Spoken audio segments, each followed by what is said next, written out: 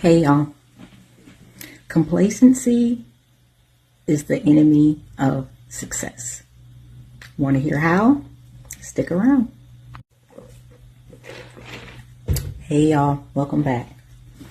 So, I want to tell you all a story of the catfish and the codfish. And I'm going to prove to you in a short story how complacency really is the killer of success. So, there was, I heard this at a leadership conference, that there was a story of a fisherman, and he was renowned on the West Coast. He lived in Alaska, and he caught the best codfish basically on that side of the world. And he knew it was time to expand his enterprise. So he started to taking his codfish to the East Coast of America. He was selling it to Florida, Georgia, the East Coast. You get it. And so he was taking trips from Alaska all the way around to the East Coast docks, and he was selling his codfish. Well, his first trip, he didn't get great reviews. They said the fish kind of was pale, and he noticed his fish weren't as lively looking as they usually are. Even though he kept them alive the entire trip, they just weren't looking right. And then he got feedback that the fish just weren't fresh tasting. And he couldn't figure out what was going on. He said, I'm not doing anything different. Why is it that my fish are so delicious and tasty when they're delivered to the West Coast versus the East Coast? So he thought maybe it's the time frame. And he thought, and then he said, I got it.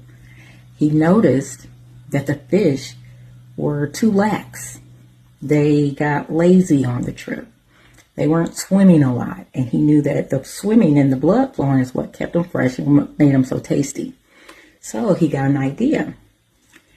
He knew that catfish were the natural agitators of codfish. And so what he did on his next shipment, he put live catfish in with the codfish, which is their natural predator, it's their natural enemy. And what this did was the whole trip, he studied them, and it just kept them swimming. They kept swimming. They kept swimming. They never sat down. Obviously, they don't sit down, but they never got relaxed, right? They never got a chance to chill and get lazy because it was a catfish on it the whole time, right? It was staying on them. And so what he sold the fish as he had before. This time he got the same rave reviews as he would get on the West Coast.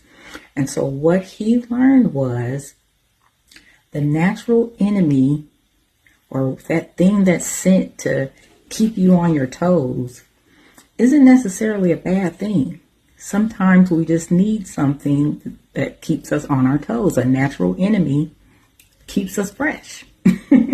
So what I get from that story, and what I hope you all do, is when we're complacent, when we think we've achieved everything we want to achieve, life is good, no problems, got the salary, got the house, got the car, got the marriage, yada yada, we tend to start getting a little dull, right?